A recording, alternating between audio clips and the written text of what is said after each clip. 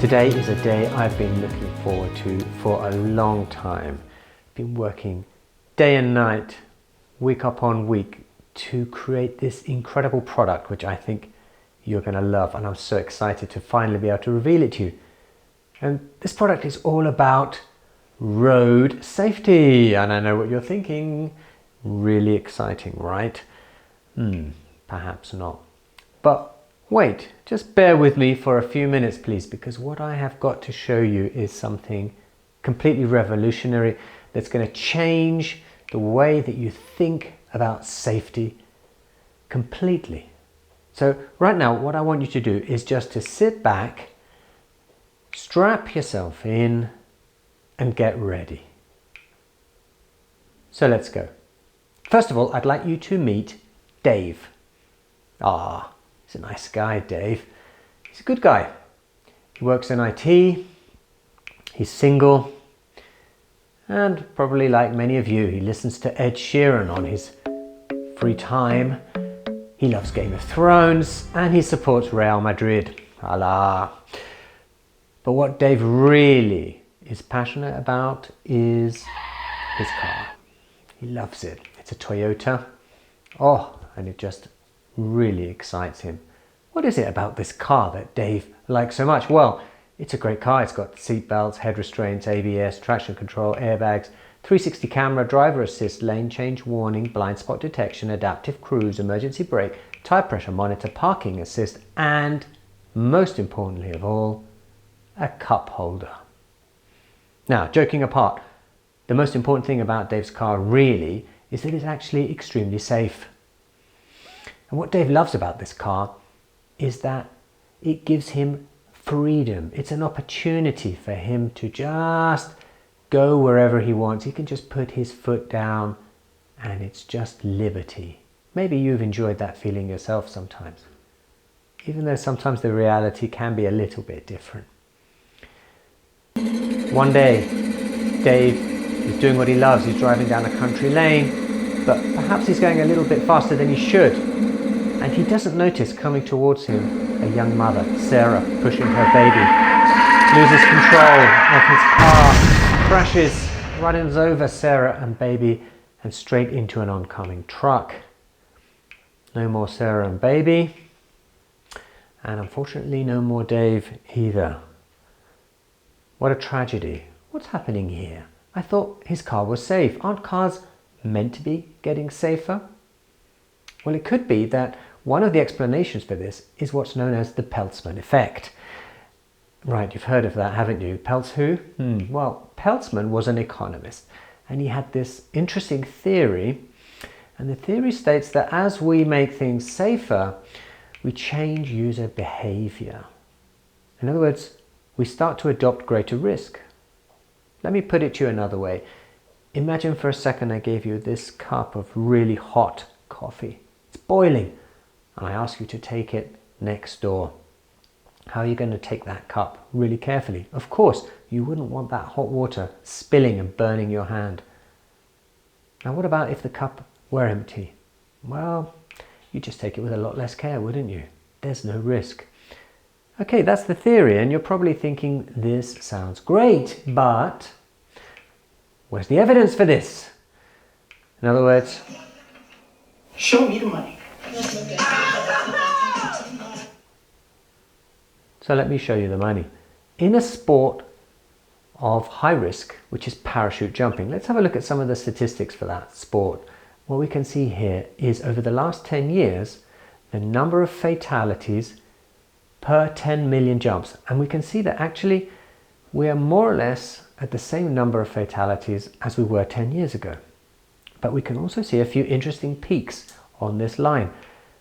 And these peaks refer to the introduction of an important technology, which we're not going to go into now. One of them is called Z-bracing and one is tri-bracing. And these technologies allowed the parachute canopy to be made in a much more efficient way. The parachutes were lighter, smaller and stronger, and above all, safer. And because of that, we can see that after their introduction, there was a corresponding drop in the number of fatalities. But then you can also see that soon after that, the number of fatalities begins to rise again. Why would that be? Well, because of this Peltzman effect. Basically, people start doing things that before they wouldn't have dreamed of being able to do. In other words, this extra safety allows them to assume greater and greater risk and do crazier and crazier jumps like these. And I think you'll agree, this is completely insane. But you're also probably thinking, yeah, that's interesting, but that's parachute jumping. Let's talk about driving. Yeah, driving is a little bit more complicated because it's not the same as doing a parachute jump. Every time you drive a car, the journey time can be very different. It could be a 2-minute drive, or it could be a 30-minute drive, or much, much longer. How to compare these journeys is extremely difficult.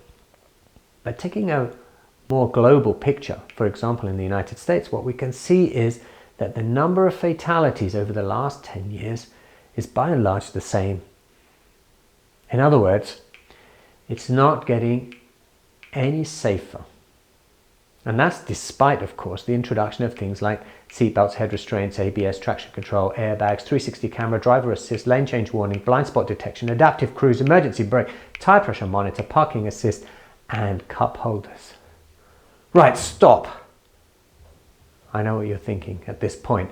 This sounds really interesting, but who is this guy to be telling me this? Well, let me tell you, first of all, that I'm a highly qualified person to be talking about such a thing. First of all, my car, my very first car, was bright red, Italian, and a thoroughbred sports machine. And here it is. Okay, apart from that, I do have a more serious qualification, and that is that I worked with the Highways Agency in the UK. This is a government agency which is charged with looking at, in particular, driver behavior. In other words, what's going on inside the minds of drivers as they are driving down the streets. Well, in the case of Dave, perhaps not that much, but seriously, joking apart, driver behavior is fascinating. One of the things that we looked at, for example, is why it is that speed limits are routinely ignored. Why is it we put up a 50 mile per hour limit, so many drivers will routinely ignore it? Well, perhaps it's because they don't understand the reason for that limit. Now, if you give that additional information, for example, 50 miles per hour, but because there is a school nearby, people are much more likely to respect that information. So let me just recap where we are right now. We've seen that drivers, and I include passengers, they're no safer, and that's despite safer cars. Why could this be? Well, because of that Peltzman effect. Because safer cars are being compensated by worse driving. But here's the thing. Someone is paying the price for this, and that is other road users. People like Sarah. In fact, if we look at pedestrian fatalities, we can see that over the last 10 years, there's been an increase of 12% in the United States. What can we do about that? Because that is the problem that I wanted to talk to you today, and that is what the spike is all about. How can we fix this particular issue? And the first thing you're probably thinking is, of course, what we need to do is make pedestrians safer. And how could we do that? Well, with a product like this, right? Now, I don't see myself walking down the street with a personal airbag. I don't know about you. I think what we need to do is turn this problem on its head, do something perhaps a little bit different. Rather than make pedestrians safer, let's make driving more dangerous. Now, I know what you're thinking, but think about it. This has been actually done before. In fact, in Sweden in the year 1967, yeah, imagine, still no ABBA, they did something really interesting. The government decided from one day to the next that the country would switch driving from the left-hand side to the right-hand side. In other words, from the civilized side, the side that we associate with cups of tea and cricket, to the other side, the European side, to put us more in harmony with the rest of Europe, the Swedish government thought. Well, can you imagine what it must have been like to set out the morning after that transition and take to the roads in your car? This is actually an image of what it was like, and you can see here the chaos. And imagine for a second, all the street signs would be round the wrong way. Imagine for a second driving into a roundabout. How terrifying that might be. All the police, the firefighters, the hospitals, they were all prepared for an avalanche of accidents. And can you imagine what happened? Hopefully you should. This was actually Sweden's safest ever day on the roads. They'd made it more dangerous, but they'd made it safer. So I think now perhaps you are ready. You're ready to come with me, take a leap of faith.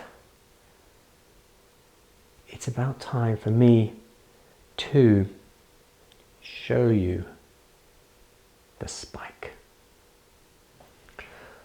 Okay, so here is the interior of a car, modified with this amazing product, the spike. Now, initially, of course, it looks much like any other car interior, and that's what's so great about the spike. It's almost imperceptible if you are driving and respecting the limits of speed for the road on which you are driving. However, if you exceed those limits, well, that's when we introduce the spike. Now, when I say exceed, I mean exceed by 50% or more. So you would be driving extremely fast in order to activate the spike. So let's just recap here.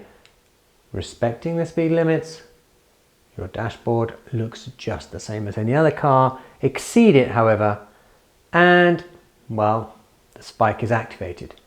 So imagine for a second what you would do with the spike activated. I have here a prototype of Dave's head and the spike. Spike is disactivated, you're respecting the limits. Any kind of accident or incident, you'll be protected with your airbag, no issue. Want to drive carelessly? Want to drive in a riskier manner? Well, then you're going to do so with this in front of your head. And I think we can all imagine what would happen in the case of an accident.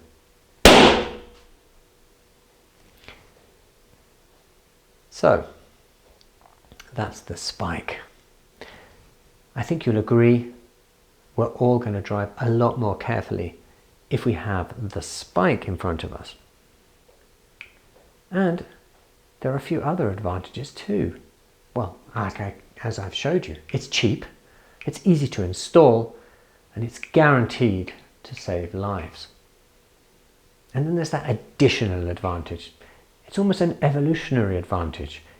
We could imagine it that perhaps some of the lesser evolved of us, people perhaps like Dave, well, we're going to take them out of the gene pool.